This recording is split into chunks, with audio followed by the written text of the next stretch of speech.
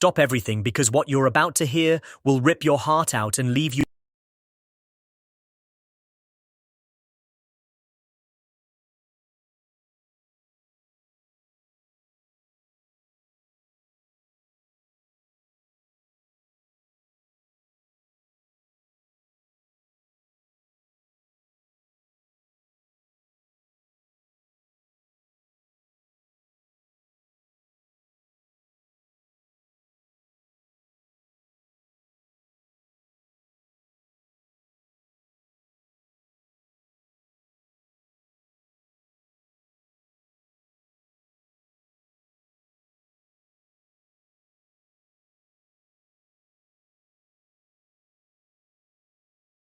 I am leaving this world, but this pain will follow me into the grave. Those were Malcolm-Jamal Warner's last words, and with them came a storm of grief, betrayal, and unanswered questions, because imagine this. The man who once made millions laugh had left behind not joy, not peace, but a confession so devastating that even his closest friends were left in shock. In his final hours, he revealed not healing, but heartbreak, not hope, but a list of lovers whose memories had shattered him beyond repair. When that diary leaked, social media erupted. Fans flooded timelines with old clips of Malcolm smiling on screen, but suddenly, every smile looked like a cry for help. Hashtags trended worldwide. Just Malcolm's last words, unforgiven lovers, broken heart legend. People wept. They couldn't believe the actor who gave them so much happiness carried such unbearable sorrow. His death wasn't just the end of a life, it was the revelation of a tragedy Hollywood will never forget. They called him Theo Huxtable, America's sitcom son. But what no one knew, what no camera ever caught, was the pain behind the charm, the grief hidden in every laugh. And then came the night of August 19th, when alone in his Los Angeles home, Malcolm sat at a wooden desk, candlelight flickering as his trembling hand scrawled what would become his final confession. The first name in the diary froze the world, MichelleThomas. To true fans, Michelle needed no introduction.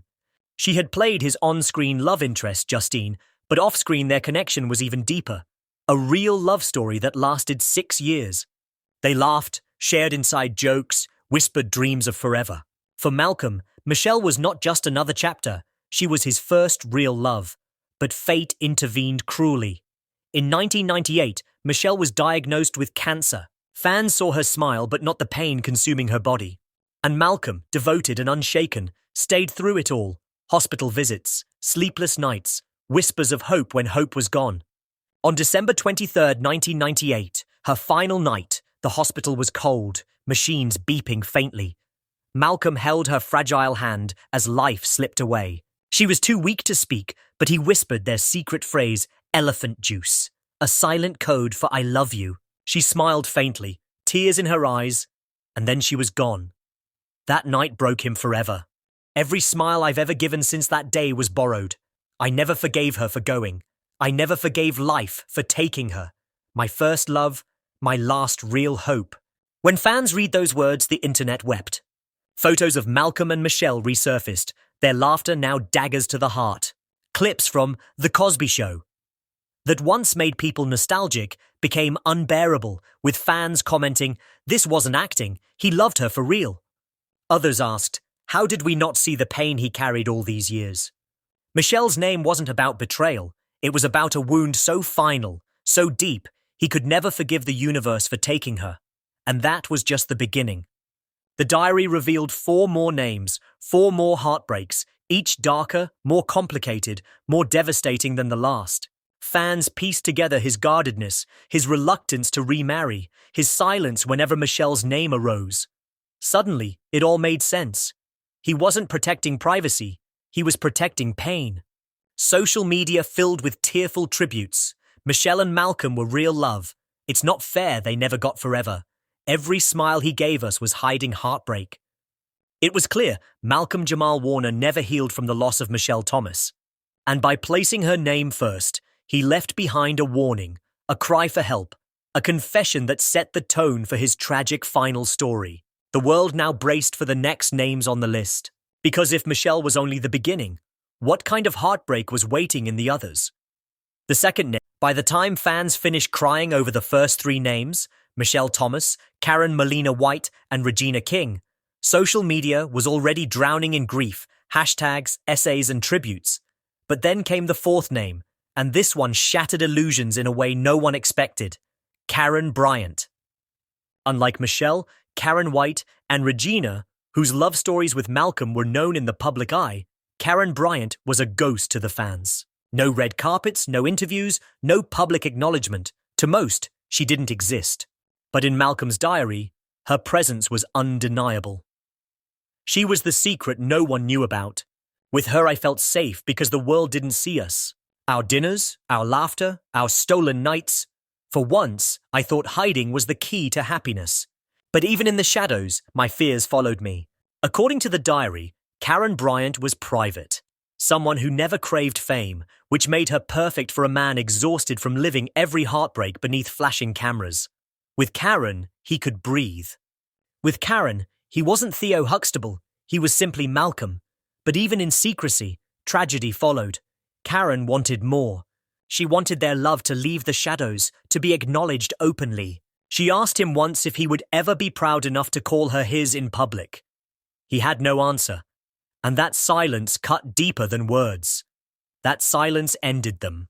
When fans read her name, shockwaves tore across the internet. People scoured old photos, hunting for glimpses of her, speculating about the woman who had held his heart in secret. Some claimed to recall seeing him with a mystery woman at quiet restaurants years ago. Others said she vanished deliberately from the spotlight. But the truth was clear. She had been another chance at happiness, and another wound he carried to his grave. And then came the fifth and final name, Rene Hatcher. Unlike the others, Rene wasn't an actress, wasn't Hollywood, wasn't tied to the spotlight at all. She was an ordinary woman who walked into his life quietly, bringing with her something none of the others had been able to give him in years: peace. In his diary, Malcolm described her as the calm in the middle of my storm. She wasn't Hollywood, she wasn't fame, she was just home.